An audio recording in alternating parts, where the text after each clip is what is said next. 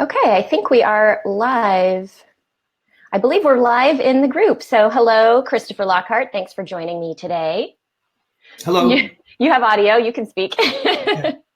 um, so, yeah, thanks for joining me in my Screenplay Lab group, and I'm really glad you're here. I have a few questions that group members have submitted to ask you, but I would love to start with the toughest question of the day, which is, can you give us a little bit about your background and how you ended up where you are today at WME?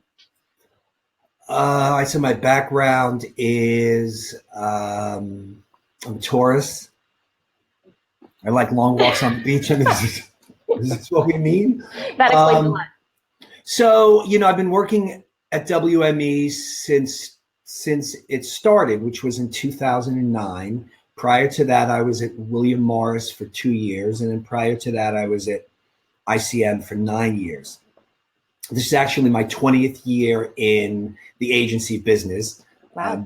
June 2nd marks that anniversary.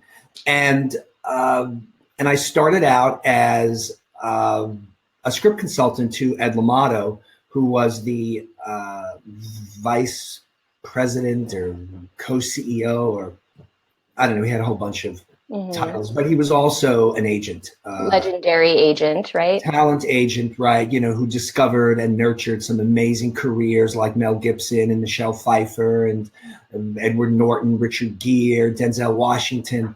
And so he needed somebody to read scripts for him and make recommendations because he couldn't do that. Is that pretty rare in the agency world, though, as far as having just a dedicated? I mean, I know that agencies have readers, but it sounds like you Correct. were sort of a special consultant just for him. Is that pretty unusual? Yes. Yeah, And clearly you would have to be a very important agent to be able to sustain that, on your payroll, sure. to be able to tell the agency, well, I need this person as part of my business. But he sort of had his own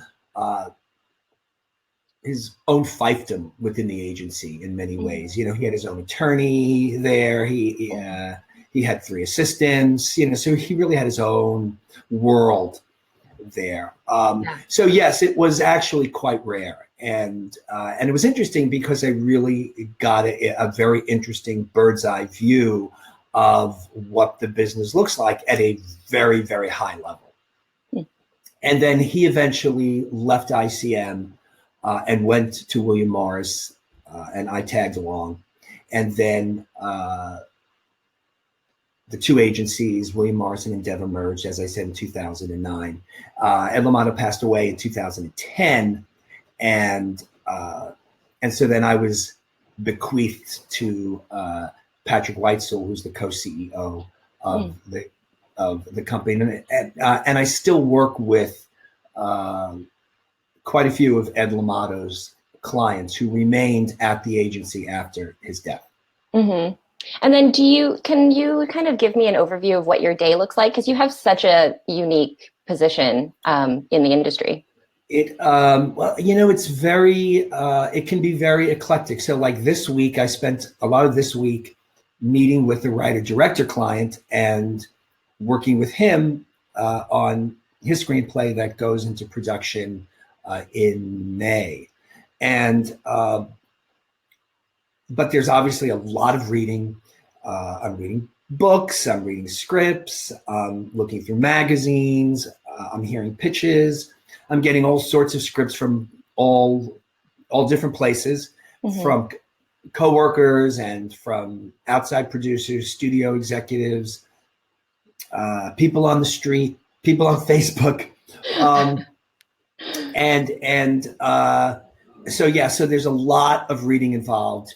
And there's always sort of odd and end projects. Last year, for example, Denzel Washington had asked me to put together a list, sort of thumbnail biographies of African Americans, or actually, interesting Black men throughout history who could be potentially interesting movie characters. And that list, I don't know, I think I hit almost 800. Wow. Yeah, so that took a lot of time. Yeah. When we were planning Denzel's Broadway show this year, which is Iceman Cometh, I got to sift through all of the possible scripts and make the ultimate recommendations as to, which two I narrowed it down to he might want to do. So there's a lot of stuff like that. I'll also work with writers / directors in post-production, perhaps in the editing room. So it's a very creative job, and no one day ever sort of looks like the other. I get up very, very early in the morning, and I do a lot of my reading very early in the morning because I don't know where the rest of the day might take me. So I'm usually up about 4:30, and so I'll try to knock off at least 2 scripts before I actually start the workday. Wow. That's why I have these bags under my That's great. I mean, I think your job sounds amazing. That is very early to get up and start reading scripts, but I assume that you have as much enthusiasm for it now as you did when you started, which probably makes it fun for you, right? I think it's fun. I think, like you look at a day like today, and Denzel Washington is up for an Academy Award for Best Actor. And it's a lot of fun that way because it makes it like, okay, your work, actually has made an impact on his career. And that's my job. My job is to service these clients. Mm-hmm. And a few years ago, we had Christian Bale, Rachel McAdams, and Matt Damon, 3 actors who were also clients that were all nominated for Oscars. And, you're like, okay, wow. So like my work is having an impact on their career, which is what I'm supposed to be doing. Mm-hmm. So, wow, that's great. So that kind of leads to one of the questions that I wanted to ask you, which was, since you do a lot of sort of helping actors find, the roles that might be the next great thing for them to do, what do you think, sort of a 2-part question, what do you think it is that attracts a good actor to a role, and what can writers do sort of in their writing, both just the on the page kind of craft, and then also in the planning of the role or of the story to make it more appealing to an actor? I think one thing that I've really learned over the years, having worked with a lot of actors, is I don't ever really know what it is attracts an actor to a role. Because so often, I might send 3 scripts their way, and there's one that I love, and there's one that I love the least, and yet they're amazingly attracted to that one particular role.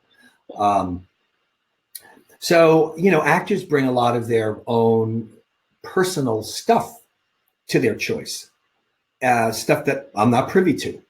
So I can't get involved in any of that, So I just have to look at the screenplay from the point of view as to who is the protagonist and what is he doing, and, how does he navigate through the story, and is it intriguing, and is it emotional, and will it give the actor something to really play? And so those are the things that I look for. And then I hope that my sensibilities, align with the client's sensibility. And, it manages to work like, once or twice a year for each actor. But, obviously the majority of the stuff that I like for a particular actor, the actor passes on, for one of 1,000 reasons, not necessarily having anything to do with the quality of the script either. Yeah. So for me, it's really just a gut thing, and it's a holistic thing. And I've just been doing it long enough that I don't think that I can say anymore, these are the things that I look for. I mean, I'm sure that I am subconsciously looking for certain things like, what is the protagonist doing? Does he have an interesting quest through this story? How does he change? That's the old Aristotelian thing, that if the story is important enough, the character will change by the end. How does the character change? How does the journey that the character takes make him a different person from the beginning to the end? Because that's what actors like to play. Right. That range. Is he in every scene? Is he responsible for moving the story forward? Does he get all the best stuff? I guess those are things that I am looking for, under the surface. But, even still, I can think of a lot of scripts that I've recommended that maybe the role didn't always conform to those things, but there was just something interesting or unique about the character. Mm-hmm. And I always tend to look at a script, because I am looking at it for an actor, for the role first. So for me, it's role first and then screenplay. So if the role is, in my opinion, a 9 or a 10 and the screenplay is a 6 or a 7, I'm okay with that. If the role, on the other hand, is a 6 or a 7 and the screenplay is a 10, I might be hesitant about it. But with a rewrite, you could certainly get that role up. Sure. No, you go ahead. Oh, I was just going to say, I wonder if it makes a difference to, or makes a difference also who the actor is that you're recommending it to and where they are in their career, because maybe someone on their way up would be thrilled to be part of a project that's really good, even if their role is maybe smaller or needs some fluffing up or something. Yeah, sometimes, like I'll say to an agent, this role would have been great for this actor 7 years ago, but he's way beyond this now. Right. So maybe we find a client who is where this actor was 7 years ago. Right. But, there's sort of all sorts of dynamics. There's a client who recently was nominated for an Academy Award, and this is going to be a blind item. And so this project was put in front of me for this client, and I read it and I was like, this client was just nominated for an Academy Award, and this just feels so beneath this actor. But they really felt like they needed to put this client into a project. It was really important to capitalize on it. I thought it was really risky, but the movie ended up being released. The client got great reviews. The movie got incredibly, surprisingly positive reviews. I think it's like an 85% on Rotten Tomatoes. And it was, it did very, very well at the box office. So, whether or not that project will help this actor's career might help in regards to box office. So then producers and distributors think, yeah, okay, right, this is a person that we can take a chance on, which is really important. But just based on that screenplay, I was a little underwhelmed. And hindsight being 2020, I was wrong. Has there ever been a role that you recommended or really thought would be great for an actor that they just decided, nah, it's not for me, and then someone else was cast in it and was really, it was really good for their career? Yeah, I loved Michael Clayton for Denzel Washington. I thought that was a really good script. Yeah. And for whatever reason, he passed on it, and George Clooney did quite well in it, and it's a really good movie. And then there's other projects that I can think of that I loved that I just thought would be amazing for an actor that the actor just didn't grasp onto, and then as a result, the movie was never made. Because they couldn't get someone to sort of bring that name recognition to it. I guess so. You know, one in particular I remember was it was a nickel script, and I really liked it. I thought it was really good, and I thought that there was just an amazing role in it for Liam Neeson, who was a client at that time. But he just didn't see it, and it was a period piece, so you know it would be a tough sell anyway. And I guess the producers were never able to find that name that they needed to get that movie made, or they just lost interest. Yeah. But yeah, so that kind of thing happens all the time. In fact, that kind of thing happens most of the time. And that's the kind of script. Well, because you know, I get thousands of scripts a year, Right. and you know, Denzel Washington's only going to make 1 or 2 movies a year.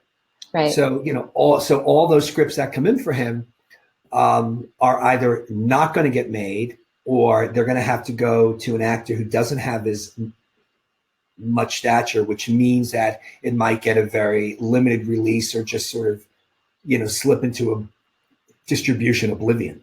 Right. Or that's the kind of script that hangs around, sort of people read it 10 years ago, and then all of a sudden it's alive again because like Mahershala Ali can play that role, and he's worth, you know, some bank now. So that's right. Provided that, you know, you have that tenacious producer, because during that time that producer will be introduced to many other scripts that he becomes passionate about. Right.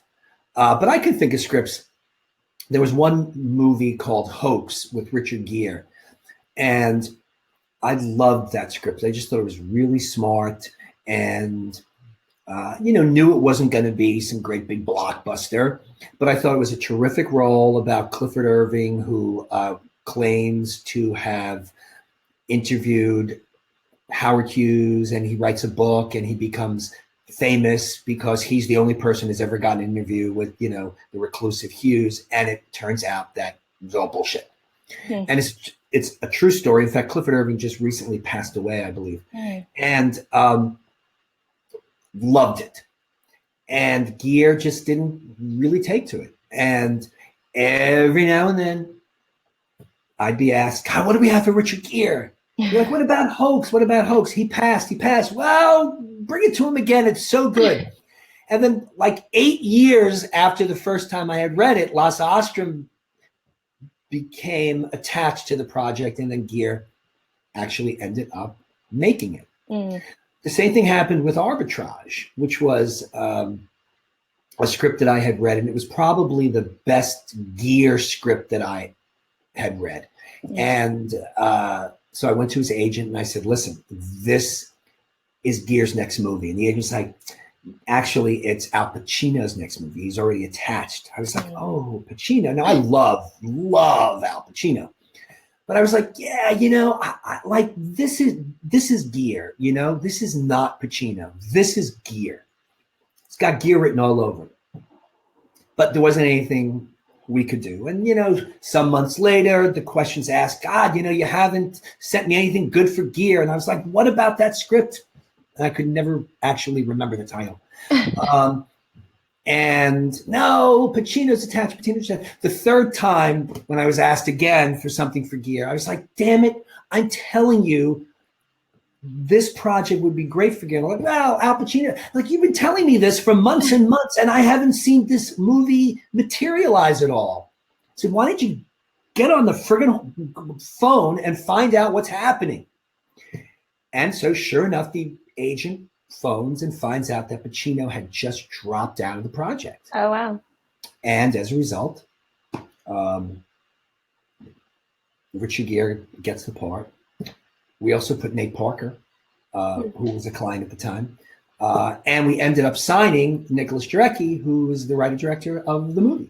Oh. So, and it was one of Gere's one of his most successful movies. In fact, Arbitrage is the #1 movie for day and date release. So it made the most amount of money of any movie that's ever had a day and date release. So after something like that happens, and Richard Gere's like, okay, you were right. I should listen to everything you say. Does that happen, or does he forget how that came about? The one thing that he does remember, he loves to tease me about Autumn in New York, which was a screenplay that I loved. I just thought it was this beautiful, old-fashioned, like 1940s Cary Grant movie. And it really was a beautiful script. And we put both Gere and Winona Ryder, who I worked with way back when, and the movie tanked. Joan Chen directed, and it was pretty bad. And to this day, when it's like Lockhart read the script and loves it, oh, is it Autumn in New York again? that he remembers. And look, ultimately the actor has to make the decision. Sure. It's not my call. All I can do is sift through the pile and say, hey, this is good, this is good, this is good. Then the agent's job is to try to get the offers. Mm-hmm. Is to then investigate those projects and see where the budget's at, mm-hmm. How much are they going to pay the client, and then actually try to get the offer. Mm-hmm. So they can bring both the script and the offer to the client. That's the ultimate, way to do business. And so this way, then the client knows, okay, I'm going to get paid for this. I'm going to get paid this much for that and this much for that. Not that he's going to make a decision based on that, but it's also important to know which projects are real, which ones aren't real. Right. I was going to say that's one direction, but then the other direction is that I'm sure the clients that you work with are getting tons of offers on projects all the time. And then do you sift through those also and but help them gauge which ones are worthy of being in, or is that something else? Ultimately, whether a project has an offer or not is really not my concern. Mm-hmm. The only thing that I'll do is that if there's an offer, I bump the script up to the top of my pile. Okay. And then, if the script, I've got clients that get offers for $20 million. Mm-hmm. And if the script is bad, it's bad. Right. And that's that. And, I'm not swayed one way or another. I'm not swayed by, for the most part, who else is attached or who might be directing it. If a script is bad, a script is bad. Mm-hmm. But sometimes you'll read a script and, maybe it's a 6, let's say. But, for example, Martin Scorsese is attached. And you're like, okay, this might be a 6 script, but, it'll be an 11 movie. Right. Martin Scorsese attached. So, but, ultimately I'm looking at the script. And then if the script is sort of borderline, then I might look at, the accoutrements, all the other attachments or things that are involved. Mm-hmm. But I really leave that to the, agent and stuff. Sometimes, I will get the call from the agent. It's like, okay, so, I see that you didn't really love the script, but, the co-star is this person and the director is that person. Does that make any difference for you at that point? So, and then, go, maybe. So, it's all a sliding, scale. Sure. Yeah. Do you feel like, because obviously, they're paying you for your taste level too. Are there genres that you don't lean towards personally, but you still find yourself having to evaluate as projects and as roles for clients, or? Yeah, I think I'm very compartmentalized in the sense that, sure, there might be movies that I wouldn't go see, generally speaking, but I would not ever allow that to affect the way I look at a screenplay, at all. And so when people like, oh, what are your favorite genres to read? I'm like, my favorite genres to read. Mm-hmm. That's like asking any doctor, who's your favorite patient to operate on? I mean, you don't get to make that choice. Sure. So, yeah, so I don't make that choice. And if it's good, it's good.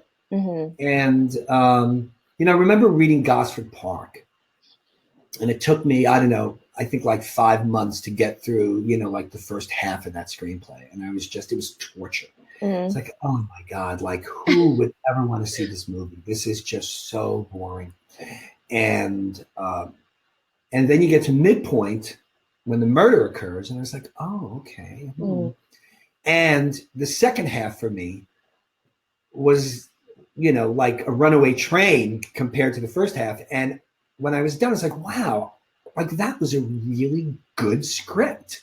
And it ended up, oddly enough, winning the Academy Award for Best Screenplay, and spawning that TV show, Downton Abbey. Correct. I mean, it's not a direct Mm-hmm. spinoff, but obviously, both That were was written by Julian Fellows, and so I would say that one probably helped the other. Sure. I would Yeah. think so. That was a total guess on my part because I haven't actually watched Downton Abbey, but I hear it's great. Yes.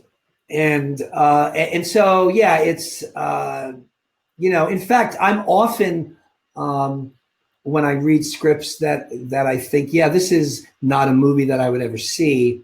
I think if the script is really good, I'm often very surprised or just relieved Mm-hmm. and happy. Because I could be like 15 pages into a script and saying, this is going to be a snoozer, Right? And then stuff happens, and then you're pleasantly surprised. Yeah. So there are often times when I see a movie and I think, wow, like what would have, like how would I have reacted if I had read this script? Like I always think about Dazed and Confused, which is a movie that I love. Mm-hmm. But I always think, God, like what would that have read like on the page? Because it's rather amorphous. There's like a trillion characters. It's very slice of life. There's no soundtrack.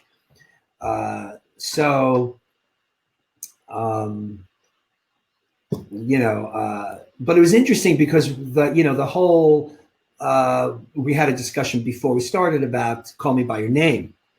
And while I was watching that movie, I realized, sort of halfway through that I think I had read the script, and I went back to check. But what was interesting was that the reason that I really checked was because as I was watching the movie, I was thinking, wow, like, what would the screenplay have been like? Because this is very like moody and very atmospheric, and like so much of this is about the direction. Sure. And the performances, and not, I think, what's on the page. Right. Although one might argue that and say that you can't have the performances and you can't have the movie without what's on the page.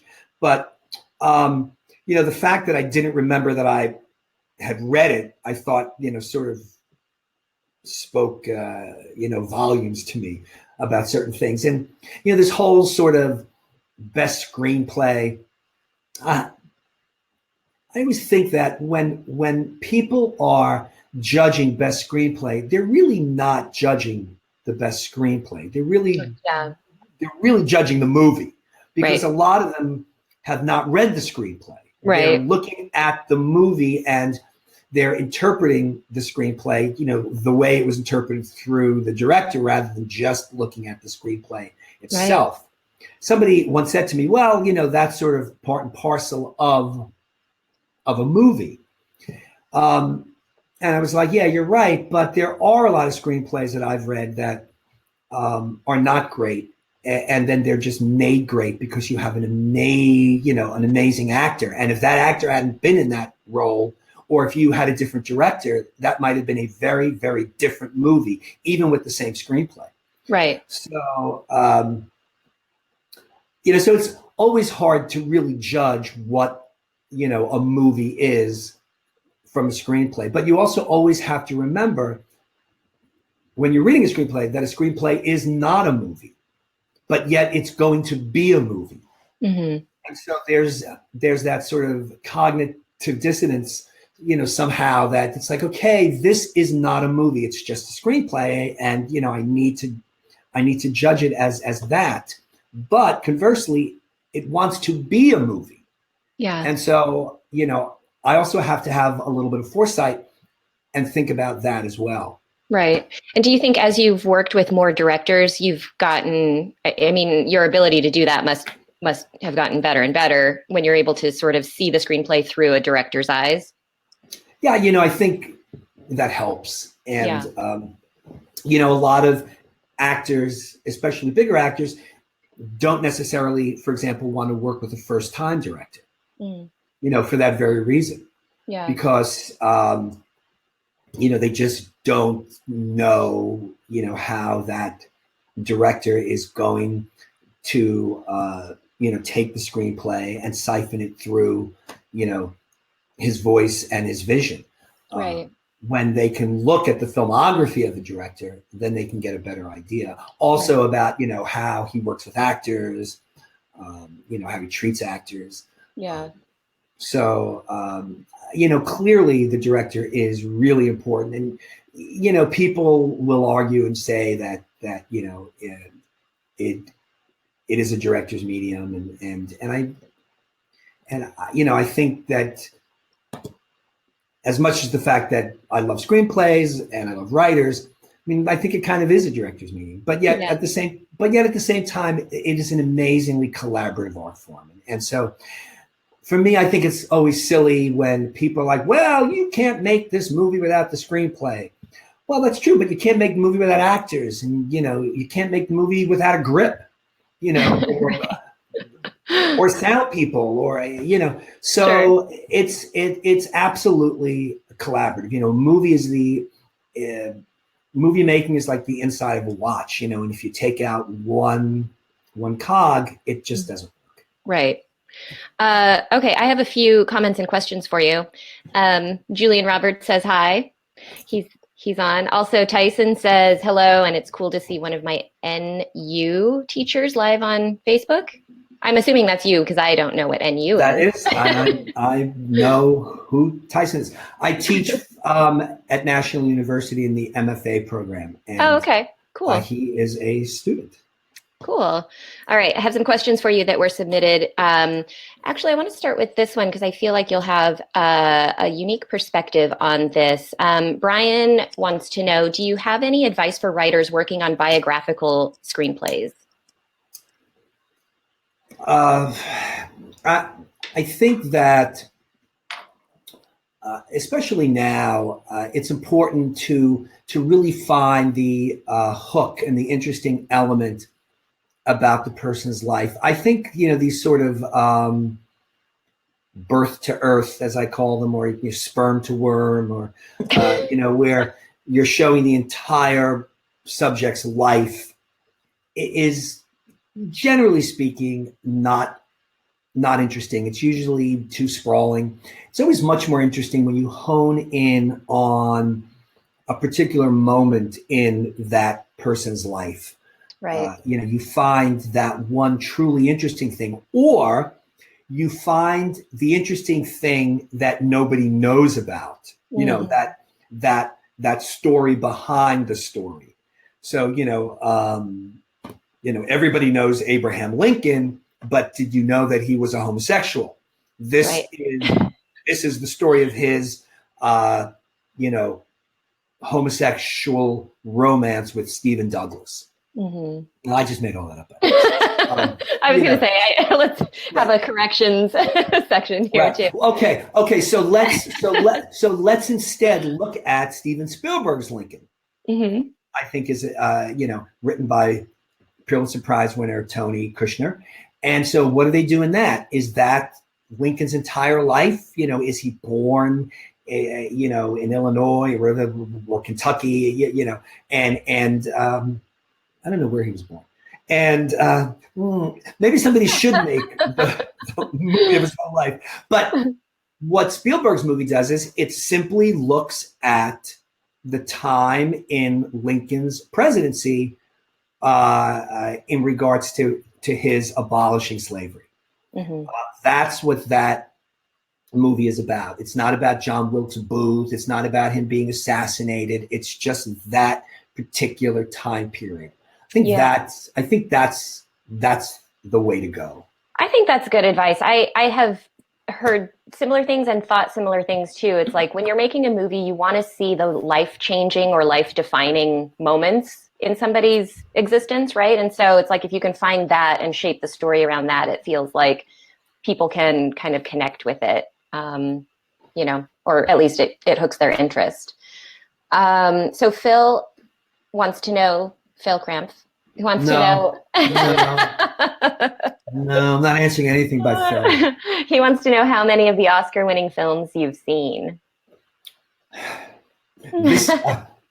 He's being facetious. I know. If he's referring to every Oscar-winning film since the beginning, I have seen them all. Mm-hmm. Excellent. Tyson wants to know, what's your prediction for Best Picture winner tonight, which we didn't talk about earlier. We only talked about screenplays. Yeah, I'm a little split. You know, I think it's going to go to either The Shape of Water or Three Billboards.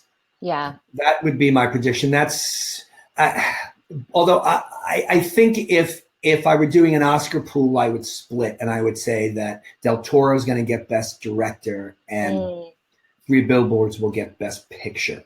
That might, you know, because when you do those pools, you got to be a little daring so, you know, you can pull out ahead. Right. So that would be my guess, just based, you know, again, this is not based on what I like. This is just based on, you know, sort of what I'm seeing in all the other awards shows. The Golden Globes, Three Billboards won Best Picture there. I believe it won the SAG Award for Best Ensemble, which is often, you know, a hint toward Best Picture. Who won the Producers Guild? That's a big one. I have no idea. So, you know, then you take that into consideration and because a lot of those members are Academy voters too. Absolutely, yeah. So, so that would be my guess. I think it's between one or the other. It would be great then if somebody else won. Yeah. You know, like, you know, it would be amazing if Get Out won. Yeah. You know, so I don't think that's going to happen, but it would be great if it did.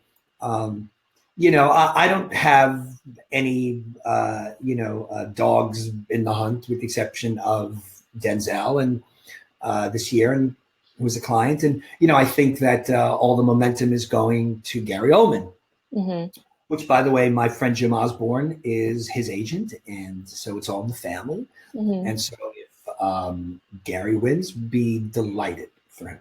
So, but it's fun. You know, it's always fun. Yeah.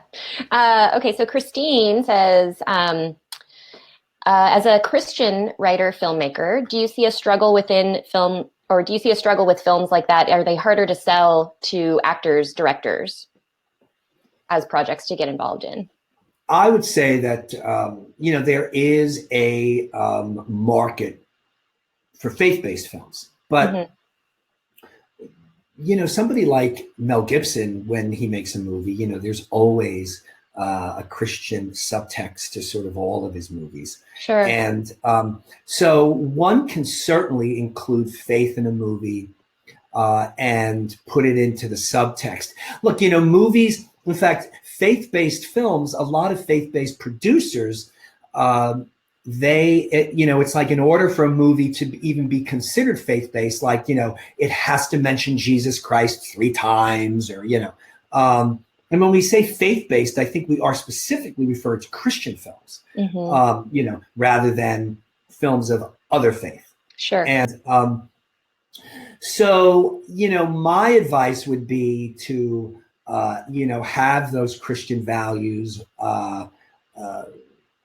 come out through the actions of the characters and in the subtext, and avoid, you know, like the, you know, anything that's too preachy. You know, we don't Sure. want like, you know, a Davy and Goliath. Remember Davy and Goliath? Mm-hmm. You know, you're a little young maybe for Davy and Goliath. I think I've seen Phil, I know Phil. Phil remembers. He's an old guy. it. He remembers Davy and Goliath. You know, where it's you know, where there's always that very spiritual, religious, you know, speech at the end. Right. So I just think it's all about how you know, put things forth. I've read lots of scripts that, you know, are spiritual. Mm-hmm. And then perhaps anybody of any faith might interpret those spiritual screenplays or films, you know, to fit whatever it is that they believe. Right. You know, I just think that it's you know, how do I say this delicately? You know, I'm not particularly religious, and so I don't know. I just think, you know, there's so many people of so many faiths in the world, and you know, so yeah, you know, if you're going to sort of write a movie strictly from a Christian perspective, then, you know, you might be alienating a great number of people, because I don't think that Christianity is like even the number one religion in the world. Sure. Right? It's probably, I don't know what it is, because I'm not religious. But, and so I'm not even going to talk about the subject. But I would just say that it might be wiser to lean toward spirituality. Sure. Or, you know, I like what you said about just sort of it's almost like an ingredient in your dish, right? Like you could use a lot of pepper or you could use a little bit of pepper. And I think the way that you described it of putting it in the subtext and maybe sending Christian based or, you know, messages that align with, say, the Christian faith, right, in the subtext, but that aren't necessarily the subject of the movie. I feel like that is a way that you can kind of appeal to a broader audience and not maybe be stuck in a, you know, pigeonholed into a niche if you don't want to be. Right. Absolutely. Yeah. Okay. So a couple more questions for you. Richard asks, what screenplay or movie have you read or seen this year that really moved you? Oh,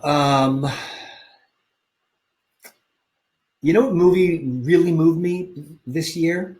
Don't make fun of me. That's what we're here for. Okay. Coco. Really? I'm not I making thought fun.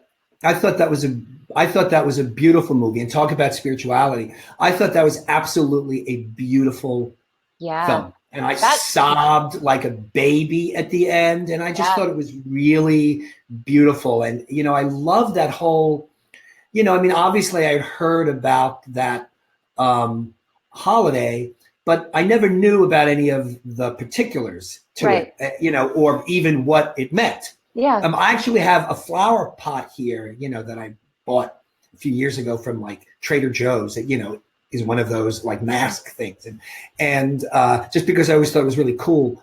But, you know, I didn't know anything about it. And, you know, my dad passed away a couple of years ago. And I just thought that it really tapped into me. So I loved that movie. And so that really moved me.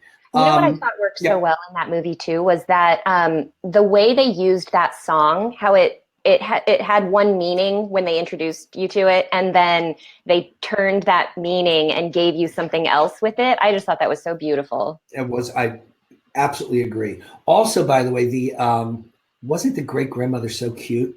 Yeah. and she looked so real. I mean, the animation in that was like just crazy good, I thought, and so colorful and fun. And anyway, so that's in regards to screenplays that I've read, because everything I read is sort of, you know, it's confidential. I can't reveal a title.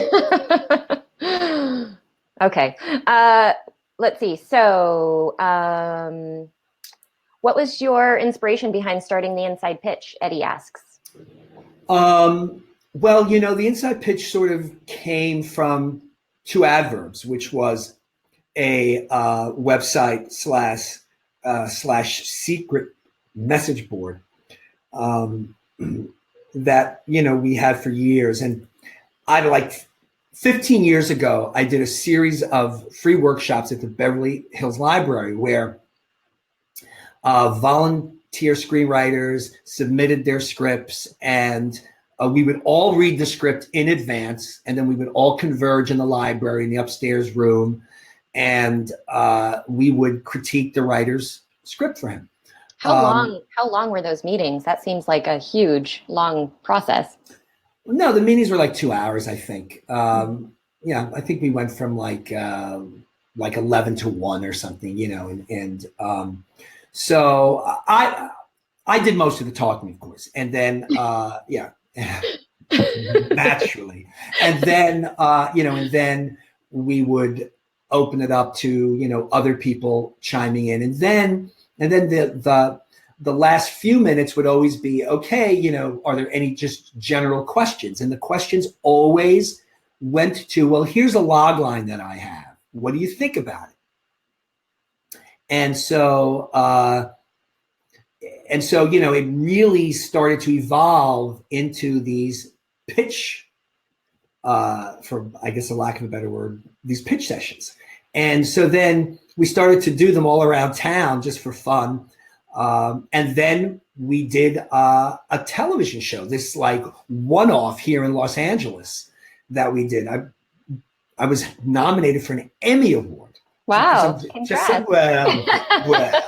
Just an amazingly charming host. Right, you're a natural. Yeah, natural. And so, I am a teacher, and there's so much bad information out there. There's just so much bad information that, I thought, hey, let me start a Facebook page. And I actually created it like 2 years before I launched it, because I kept thinking, is this something that I really want to do? Do I really want to get involved with this? And, it's grown. We're just a little shy of 10,000 members. I don't advertise it at all. In fact, anytime I do any event, probably 99% of the time I forget to mention it. And so it's just strictly word of mouth. And I think it's about trying to give writers a little bit of access to the business, right, and to good information. Right. And I think that's sort of my goal. I know that, when I came out here, there was no access like this, because, was there internet, Chris? Listen, I can't, just so you know, I came out here on a wagon train. So, actually I've got this year is my 30th year. So I moved from New York 30 years ago. I got out of graduate school in 1988. And so it's 30 years this year. And so things have really changed. And but also you look and you see that there's so many people out there that take advantage of this as well. Right. Yeah. And like there are people out there who will charge a writer, $10 or $15 to critique their log line. Mm-hmm. I'm like, I look, this is capitalism, and if a person wants to pay that, that's fine. But you could also come to an inside pitch, right? And you get a bunch of yahoos to do it for free. Right. Okay. So Richard says that you've been such a giving, smart industry pro for so long. So first, thank you. And second, if he drinks that red juice, will he be as good with story as you are? What is it?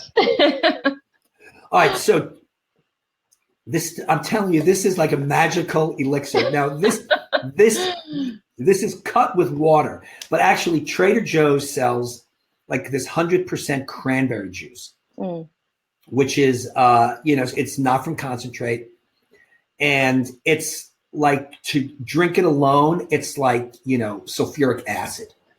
But I swear to God, it is some sort of like just magical thing. It keeps me healthy. I drink so much of it but I really have to cut it with water. So They're going to have that's a what it run is. on it now. Trader Joe's is going to be I think it's sold like out. $2.99 a bottle. So, it's a good deal.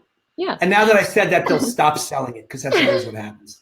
Ramesh says it's the blood of wannabe screenwriters. We almost got a spit take there. Yes. Okay, so I have a few more questions for you, if you don't mind. These are questions that were submitted in advance, so I do want to cover them if you have time. I've gotten to like 3:00, so perfect.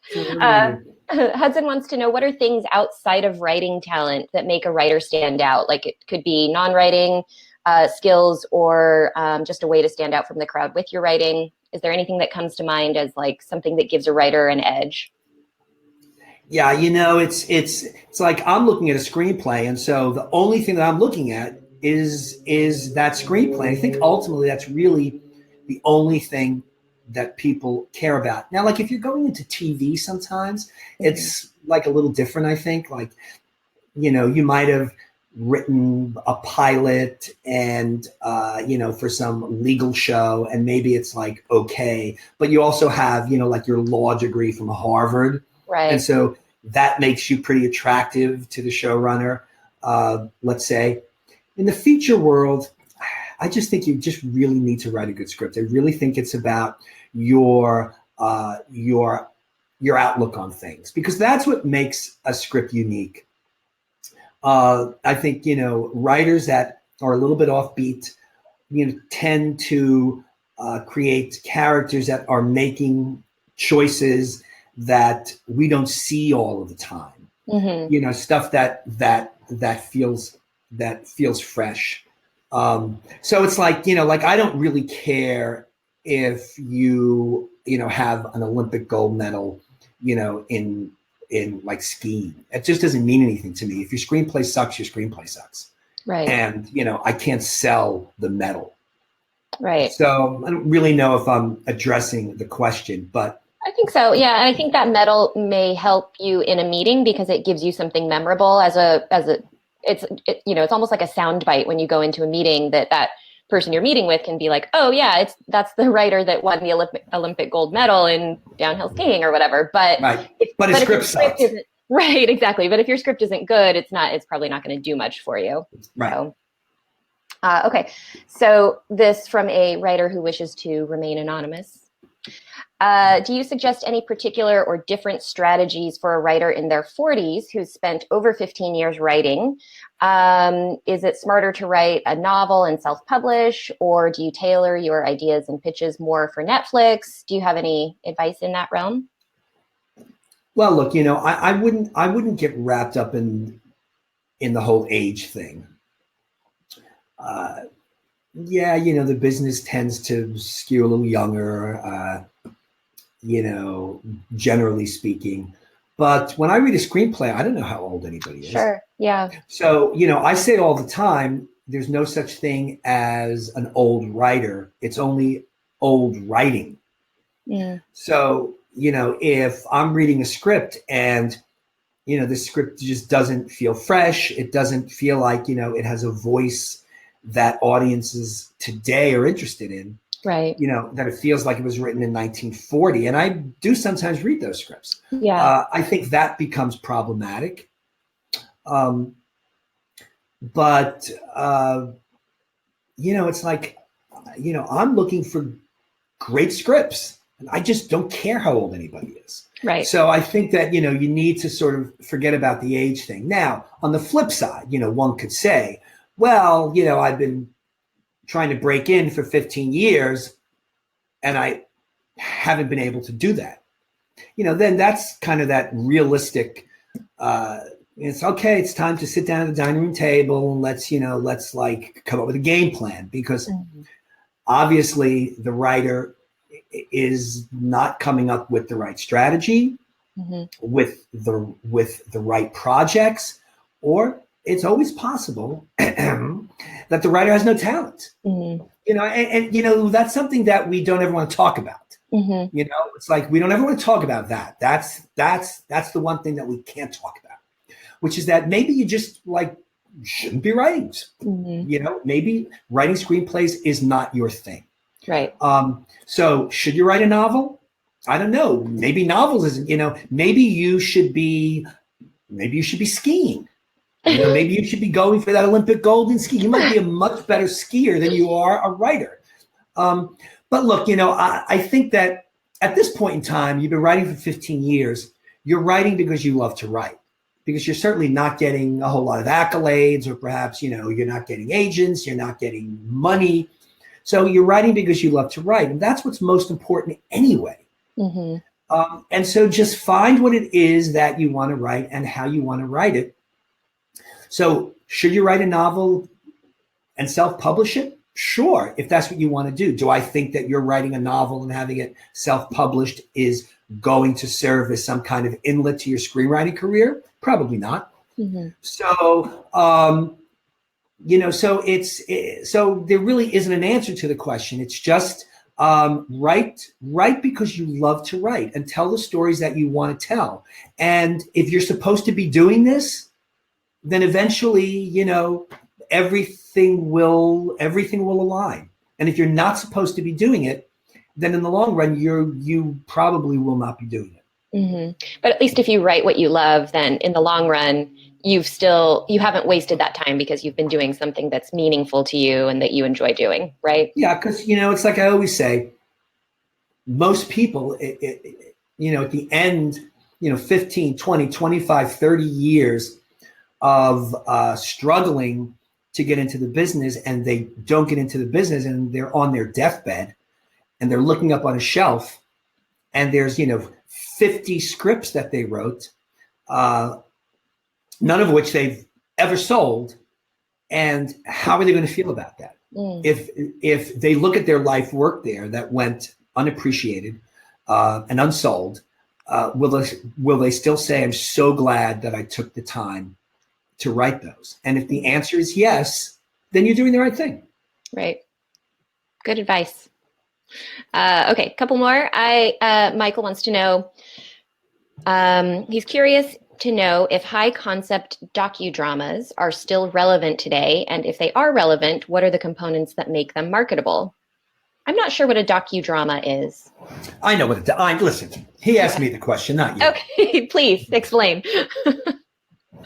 Well, they just sold that Newsflash, which was, the story about Walter Cronkite and, his reporting the Kennedy assassination. I would say Spotlight was a docudrama. Okay. I would say that Newsflash, which I read, is more of a docudrama. Typically, a docudrama would portray a real event and feel a little like a documentary, which would mean that you would have less scenes of personalization. It feels a little less like a fictional movie, let's say. Mm-hmm. And they can be very difficult to write. I love docudramas, actually, and I love them. And I love when it's an interesting topic, but sometimes they can be hard to write. I read a script this week that wanted to be a docudrama, but it was sort of caught between being an ensemble piece and being a docudrama, and as a result, it sort of failed doing both.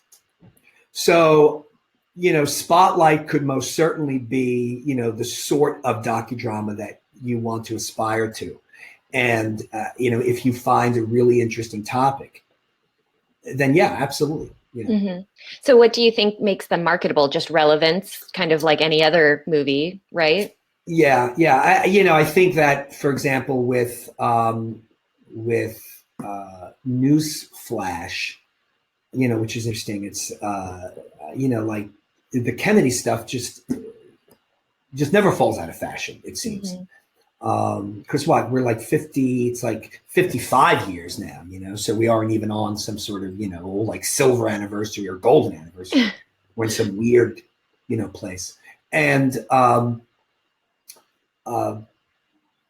but they released those those like documents this year, right? Remember, those Yeah. like Kennedy things or something. So that might have been sort of part of the impetus for it. Yeah, if you find some sort of hot button issue, then I think that's really the way to go. So it's something like that that can be a hook for the story itself or for the movie itself. Something, hooky or sexy. Right. And I don't mean sexy like sensual. I mean sexy as in that Enticing. it's like hooky and, Right. people are sort of like hear it and they get it and they're like, oh, wow, that's great. Yeah, I'd love to see that. Yeah, something compelling about it. Phil, again, he should have used a fake name because you don't want to answer these. By the way, this is Phil's blood, though. He wants to know if you're reading more pilots now and TV for your clients. I'm not reading more of them. I'm definitely always reading more screenplays. But if he means that because we're currently in pilot season, am I seeing more now than I might at other times of the year? Yes. I think it's less pilot season and more, is there a shift in the industry where you're just reading more TV for your, yeah. Right. Well, I've for the most part, my clients are movie stars. Mm-hmm. So, and they are, they're not going to shift into TV per se, unless maybe they're producing it. But yeah, there are a couple of clients that, who are at a terrific place in their career now to transition into some sort of show like, a House of Cards. Mm-hmm. Those shows are great. And so yes, I would definitely say in regards to the fact that TV has become a very different medium today than it was, 25 years ago or back, when Three's Company was the highlight of TV. And now, we have what many people say is the golden age of television, that the best work in the entertainment business is being done in TV. Right. So yes. But, you're not likely to see somebody like Tom Cruise, starring in a Netflix TV show at this time. Right, sure. From Julie, do you have the recipe for the cabbage soup that Ed Limato used to like so much? It's on my old blog. Is it? All right. Yeah, it's actually on my old blog. I think if you Google, I think I put it in because I wrote about I wrote his obituary on there, but I also wrote about the memorial service. Mm.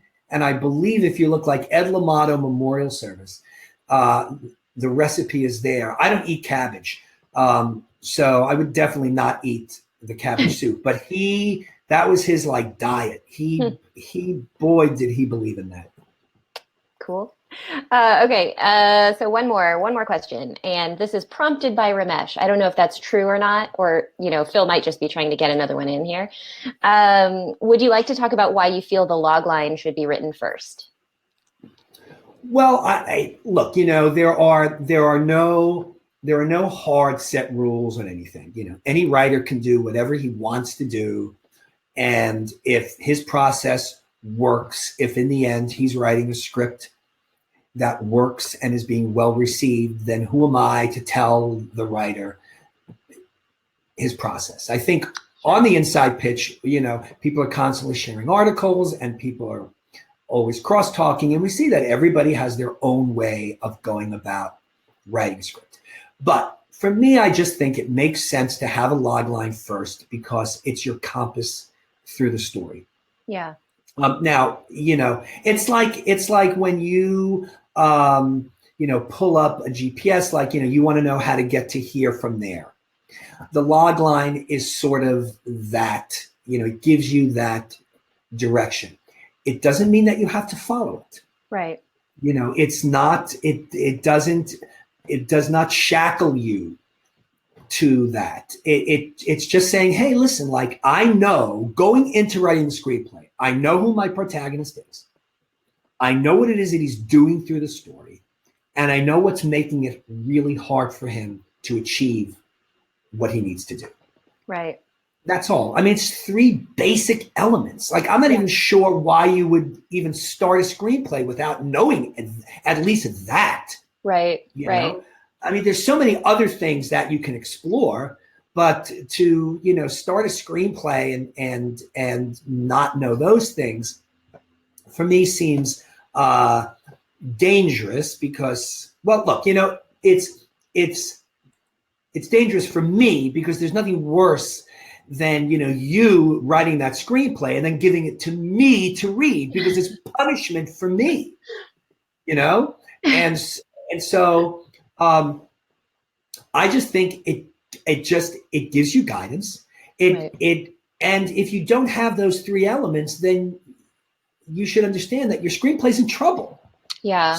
So why not look at that stuff up front first rather than wait until you're done and go and then try to write it. God. Yeah. And I think not only I agree, it can be a really good compass if you can put those basic sort of foundational elements just all together. Related to that, but slightly different too, I think the idea that you can articulate them sort of concisely is very helpful as well, because sometimes you think you know what those elements are, but if you don't actually write them down in a sentence, you might just be fooling yourself. I mean, it happens to all of us, right? Like you're like, yeah, I have this great idea for a movie where it's sort of like this and this and this. But if you don't have to describe specifically what's happening, it's a good test to see, like, can I explain what this movie is about, right? Because sometimes if you don't do that, you don't really know. You know, I think it's like on the inside pitch, we see constantly people pitching log lines. And if that isn't a testament to why you should write a log line first, to me, that's empirical evidence. Because a screenplay, at its most basic, it is about a character that has a problem. It is about a character that needs to solve a problem. And there is some sort of, you know, oppositional force preventing him from solving the problem. I mean, that's what a screenplay is at its most basic. Mm-hmm. And 99% of the time when we see log lines on the inside pitch, there's no problem. Character doesn't have a problem. Yeah. Or it's a problem that is so big and vague that you're not sure how it can be translated into drama.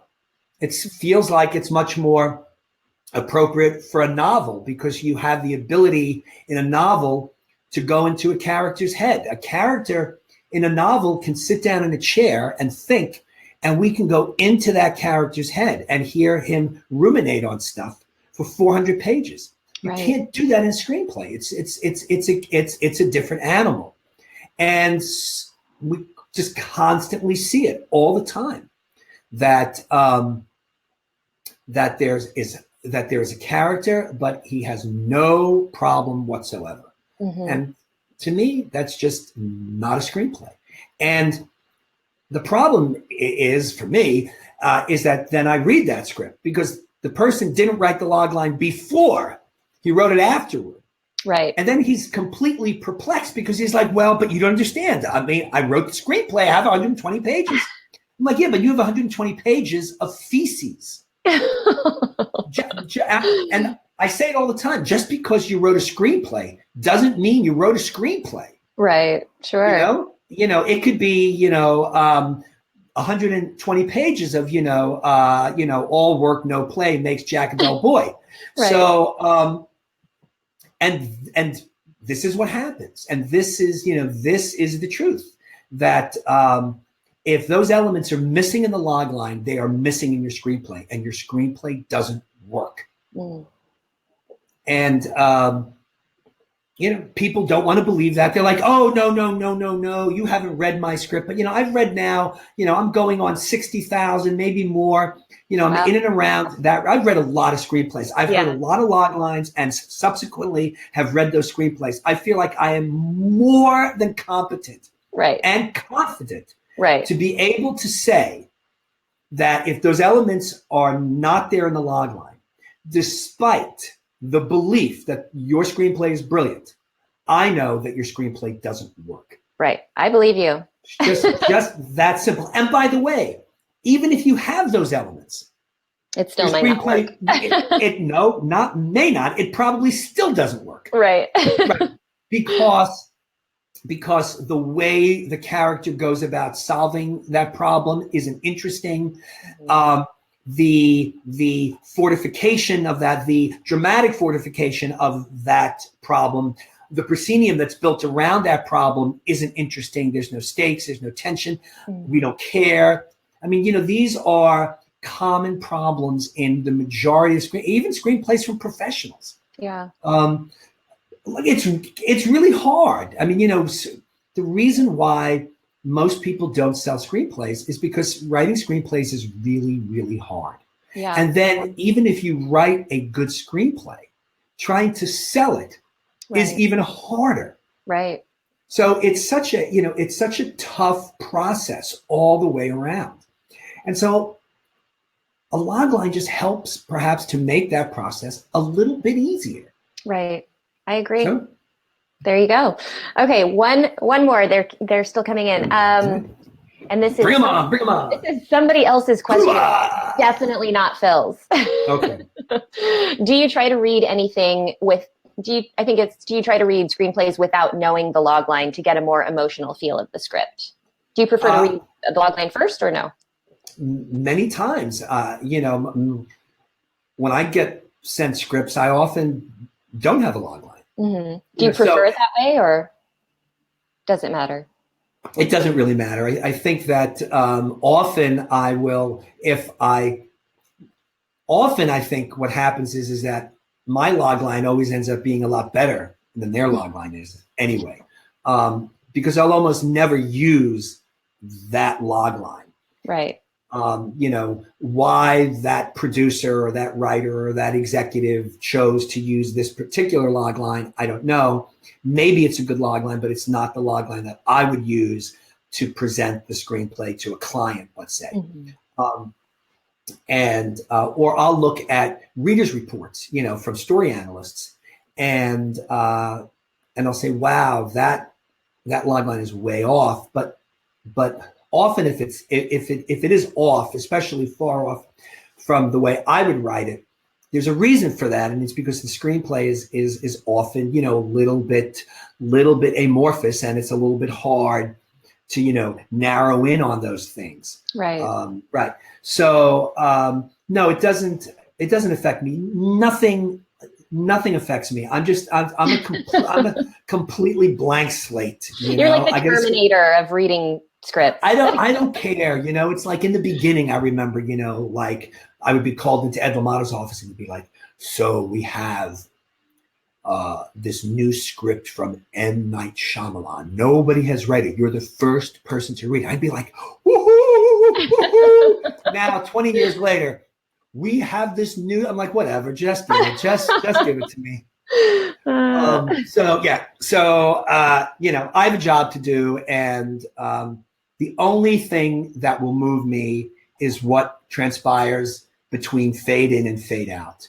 That is my job, is ultimately to determine what is happening between fade in and fade out. Is it a movie?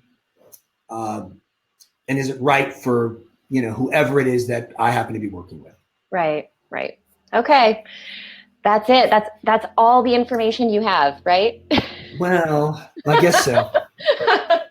No, that's it. Thank you so much for being so generous with your time. I really do appreciate it. And I'm glad you visited us here. Perfect timing. I'm out of my writer's blood. Mm-hmm. Time to get more. All right. Well, enjoy the Oscars today. All right. Everybody watch the Oscars. We will. Yeah. Okay. We'll talk to you soon. Thank you, Tammy. Bye-bye. Bye.